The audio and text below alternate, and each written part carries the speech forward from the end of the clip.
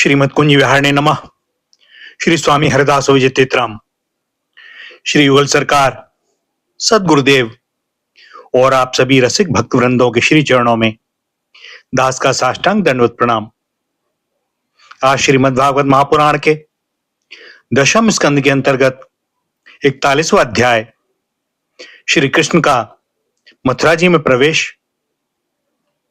श्री सुखदेव जी कहते हैं, परीक्षित, अक्रूर जी इस प्रकार स्तुति कर रहे थे।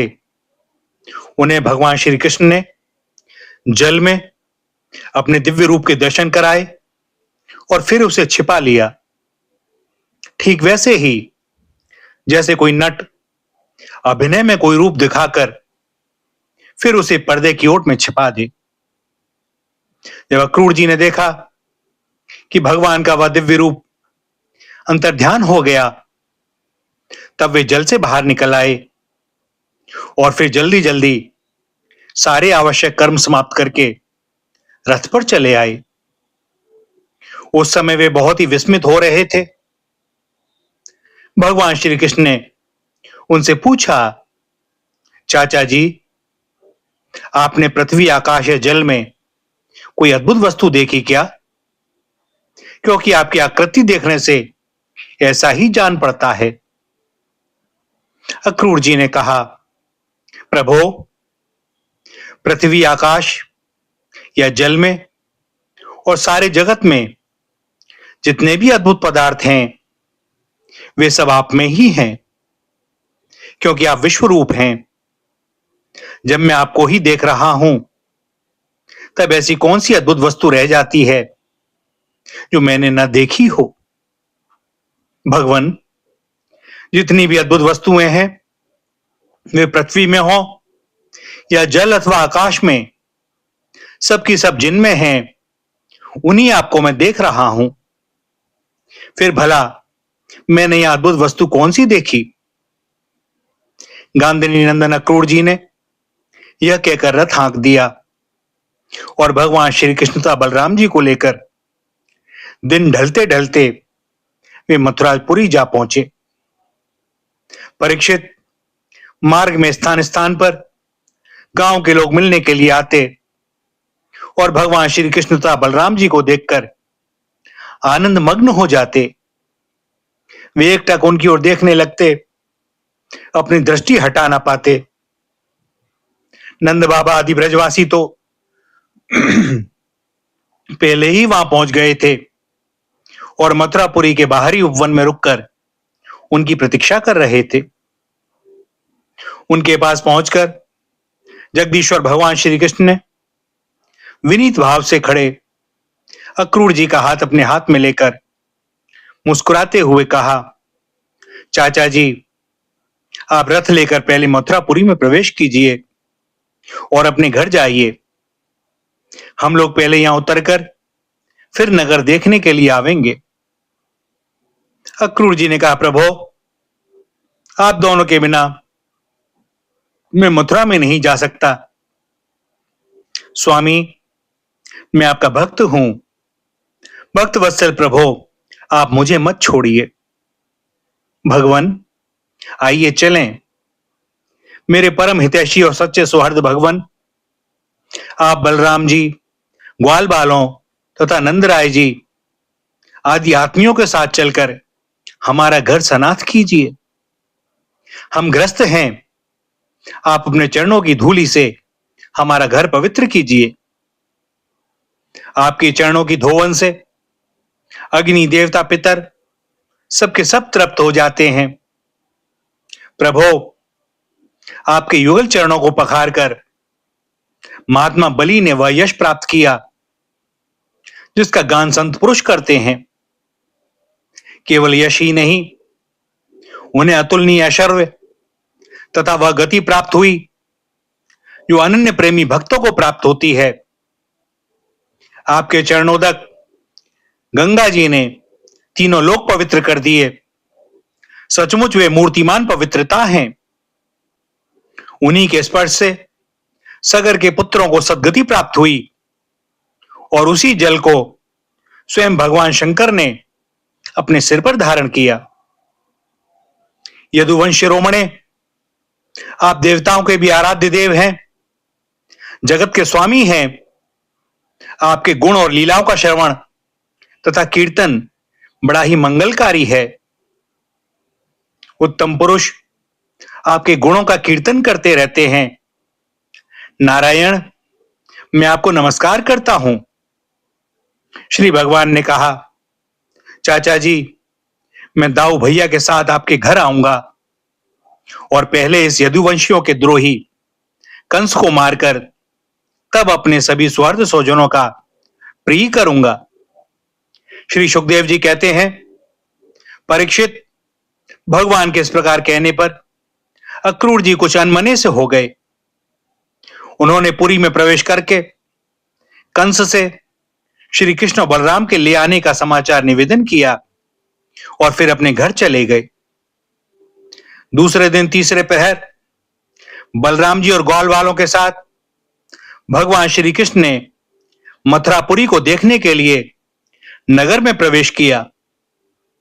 भगवान ने देखा कि नगर के परकोटे में स्फटिक मणि के बहुत ऊंचे ऊंचे गोपुर अर्थात प्रधान दरवाजे तथा घरों में भी बड़े बड़े फाटक बने हुए हैं।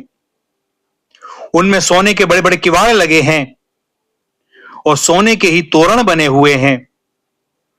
नगर के चारों ओर तांबे और पीतल की चारदीवारी बनी हुई है। खाई के कारण और कहीं से उस नगर में प्रवेश करना बहुत कठिन है। स्थान स्थान पर सुंदर सुंदर उद्यान और रमणीय उपवन शोभायमान हैं।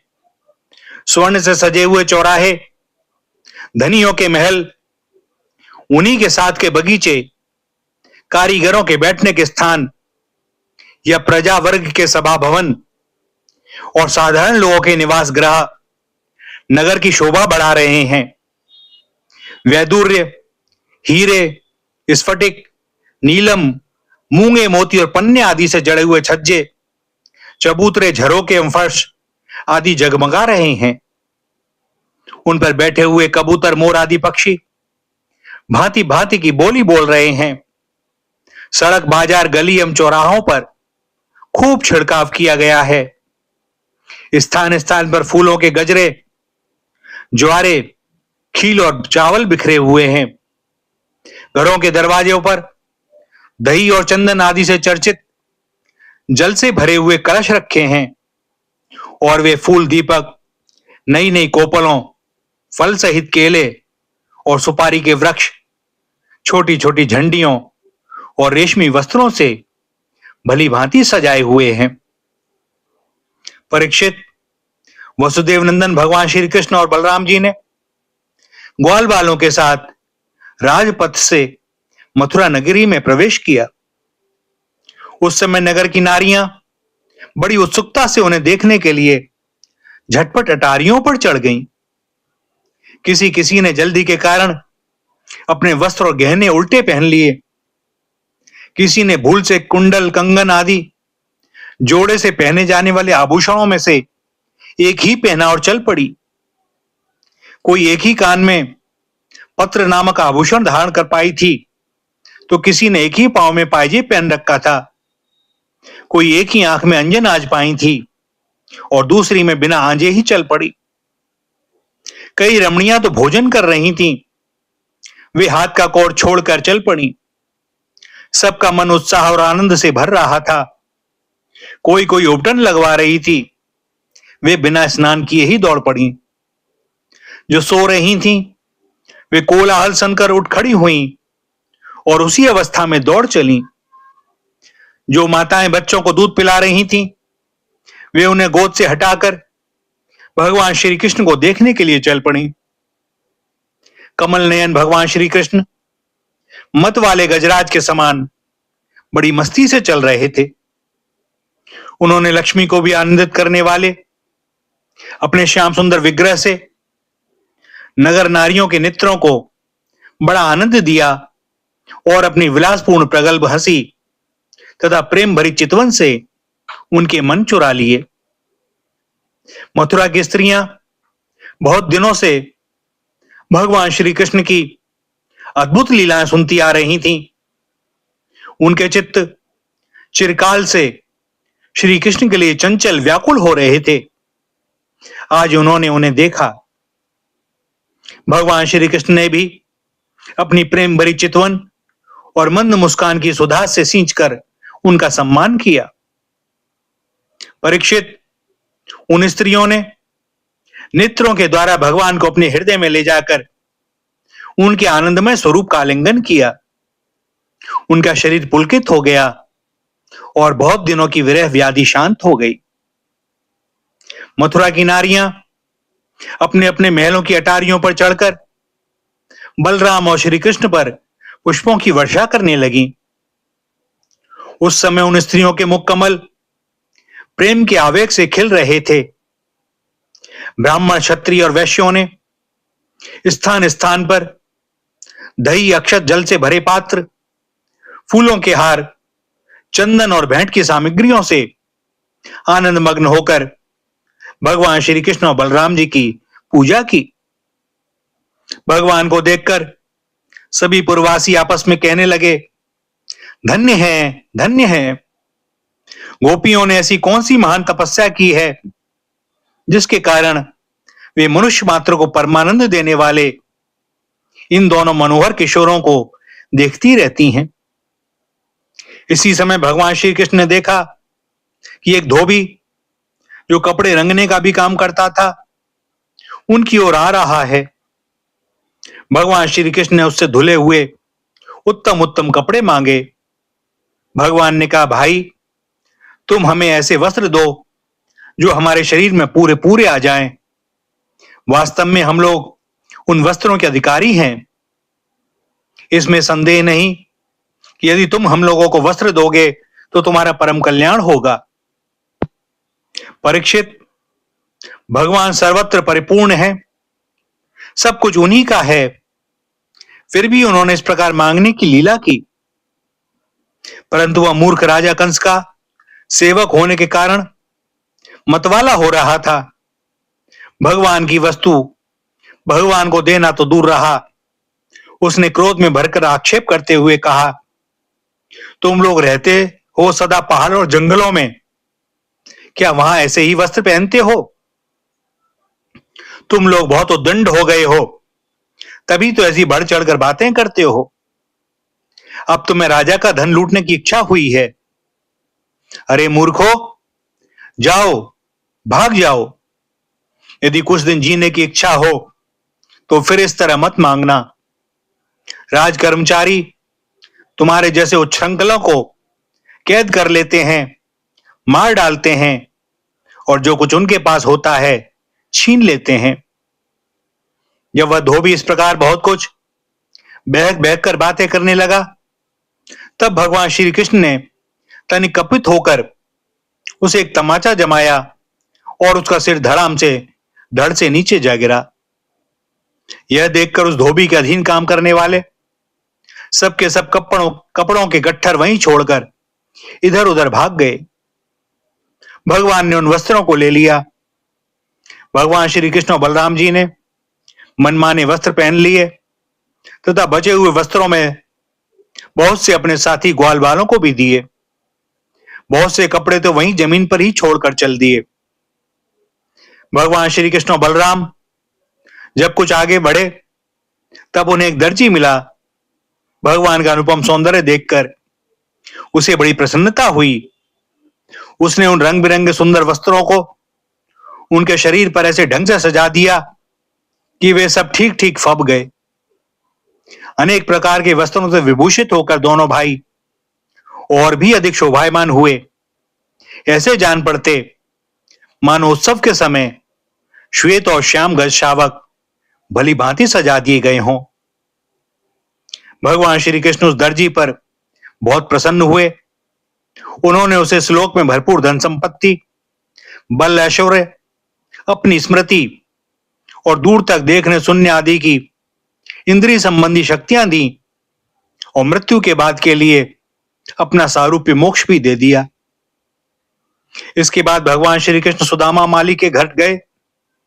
दोनों भाइयों को देखते ही सुदामा उठ खड़ा हुआ और पृथ्वी पर सिर रखकर उन्हें प्रणाम किया। फिर उनको आसन पर बैठाकर उनके पांव पखारे, हाथ धुलाए और तदंतर ग्वाल बालों के सहित सबको फूलों के हार, पान, चंदन आदि सामग्रियों से विधि पूर्वक पूजा की। इसके पश्चात उसने प्रार्थना की, प्रभो, आप दोनों के शुभागमन से हमारा जन्म सफल हो गया, हमारा कुल पवित्र हो गया। आज हम पितर, ऋषि और देवताओं के ऋण से मुक्त हो गए। वे हम पर परम संतुष्ट हैं। आप दोनों संपूर्ण जगत के परम कारण हैं।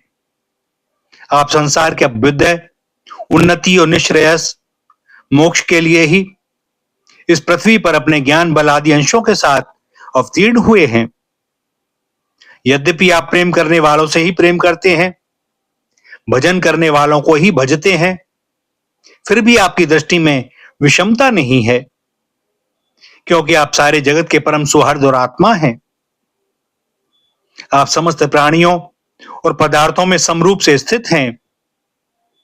मैं आपका दास हूं। आप दोनों मुझे आज्ञा दीजिए कि मैं आप लोगों की क्या सेवा करूं। भगवान, जीव पर आपका यह बहुत बड़ा अनुग्रह है, पूर्ण कृपा प्रसाद है कि आप उसे आज्ञा देकर किसी कार्य में नियुक्त करते हैं। राजेंद्र, सुदामा माली के इस प्रकार प्रार्थना करने के बाद भगवान ने उसका अभिप्राय जानकर बड़े प्रेम और आनंद से भरकर अत्यंत सुंदर सुंदर तथा सुगंधित पुष्पों से गुथे हुए हार उन्हें पहनाए। जब ग्वाल बाल और बलराम जी के साथ भगवान श्री कृष्ण उन सुंदर सुंदर मालाओं से अलंकृत हो चुके, तब उन वरदायक प्रभु ने प्रसन्न होकर विनीत और शरणागत सुदामा को श्रेष्ठ वर दिए। सुदामा माली ने उनसे वर मांगा कि प्रभो, आप ही समस्त प्राणियों की आत्मा हैं। सर्वस्वरूप आपके चरणों में मेरी अविचल भक्ति हो। आपके भक्तों से मेरा सौहार्द, मैत्री का संबंध हो और समस्त प्राणियों के प्रति अहेतुक दया का भाव बना रहे। भगवान श्री कृष्ण ने सुदामा को उसके मांगे हुए वर तो दिए ही, ऐसी लक्ष्मी भी दी जो वंश परंपरा के साथ साथ बढ़ती जाए और साथ ही बल, आयु, कीर्ति तथा कांति का भी वरदान दिया। इसके बाद भगवान श्री कृष्ण बलराम जी के साथ वहां से विदा हुए। भैया, यहां पर दशम स्कंद का 41वां अध्याय समाप्त होता है और दास को अनुमति दें आज के लिए वाणी को विराम देने की। आगे श्री हरि की जैसी जो इच्छा। श्री राधा, श्री राधा, श्री राधा।